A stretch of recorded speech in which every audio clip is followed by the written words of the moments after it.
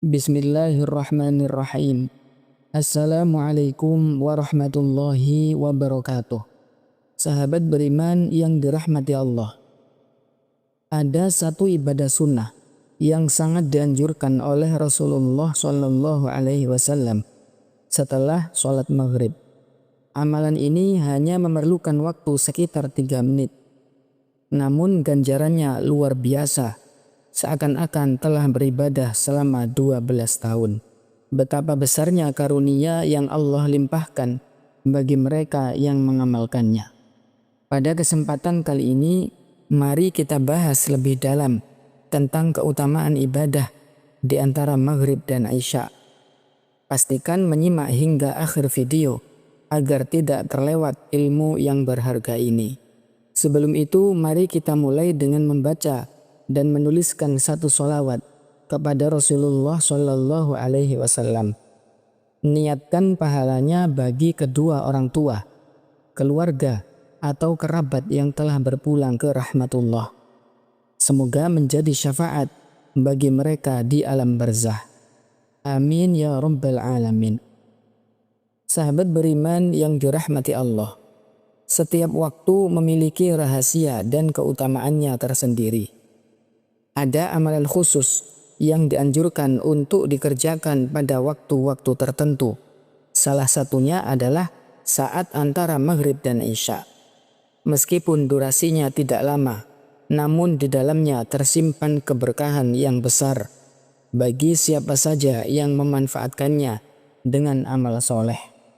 Di dalam berbagai kitab nasihat, waktu ini sering disebut sebagai salah satu momen istimewa untuk beribadah. Salah satu kitab yang mengupas tentang keutamaan waktu ini adalah kitab Risalatul Mu'awalah. Kitab tersebut menyebutkan bahwa Rasulullah Shallallahu Alaihi Wasallam senantiasa menghidupkan waktu antara maghrib dan isya dengan berbagai ibadah. Banyak riwayat yang menjelaskan keutamaannya, termasuk kisah seorang ulama besar yang bernama Imam Ahmad bin Abi Al-Hawari rahimahullah.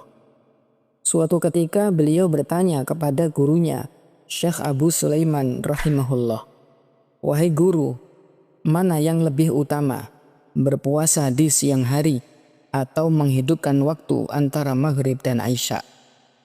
Sang guru menjawab, "Lebih utama menghidupkan waktu antara maghrib dan isya dengan ibadah daripada berpuasa di siang hari." Di dalam kitab Kifayatul Atqiya, Al-Imam As-Sayyid Abu Bakar bin Sayyid Muhammad As-Salmi rahimahullah juga menegaskan bahwa waktu ini adalah salah satu waktu yang paling mulia.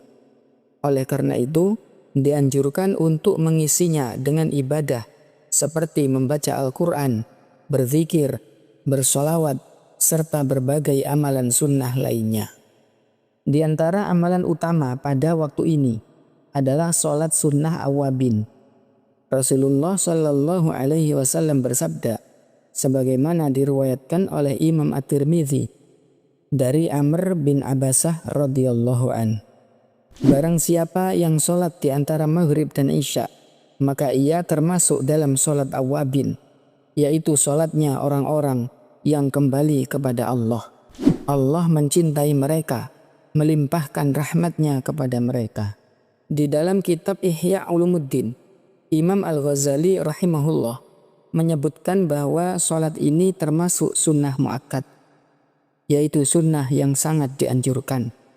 Bahkan dalam salah satu hadis, Rasulullah Shallallahu Alaihi Wasallam menyampaikan, barang siapa yang melaksanakan 6 rakaat setelah sholat maghrib, maka Allah akan mencatat baginya pahala ibadah selama 12 tahun dan mengampuni dosa-dosanya meskipun sebanyak buih di lautan.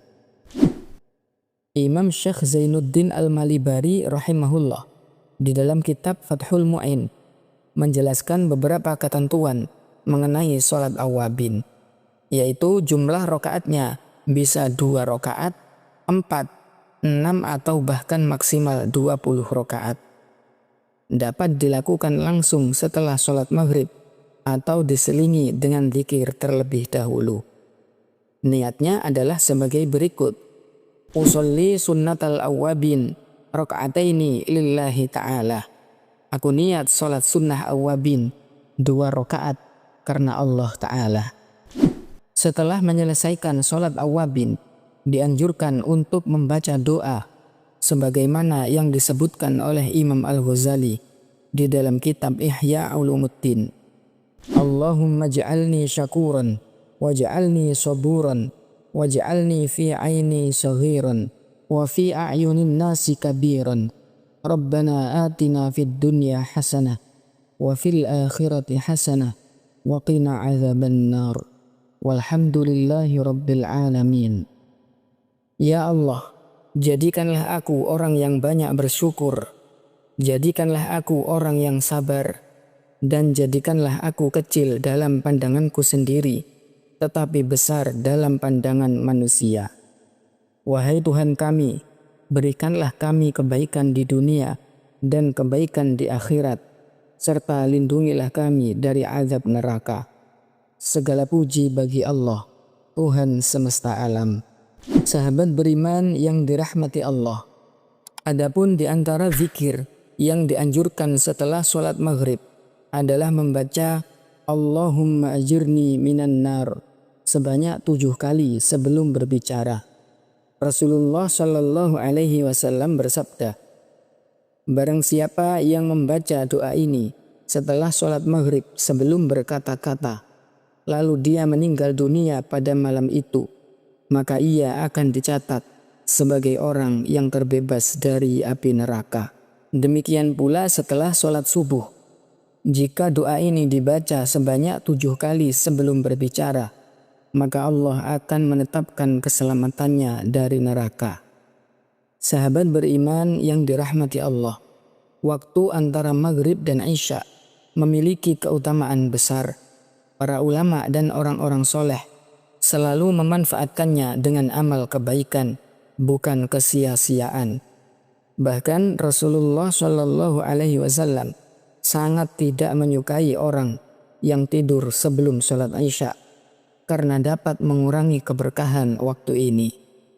Maka dari itu, mari kita manfaatkan waktu ini dengan ibadah dan mendekatkan diri kepada Allah Subhanahu wa Ta'ala.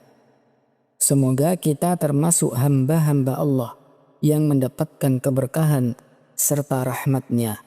Amin ya rabbal alamin. Demikian yang bisa kami bagikan kali ini. Semoga membawa manfaat bagi kita semua. Wassalamualaikum warahmatullahi wabarakatuh.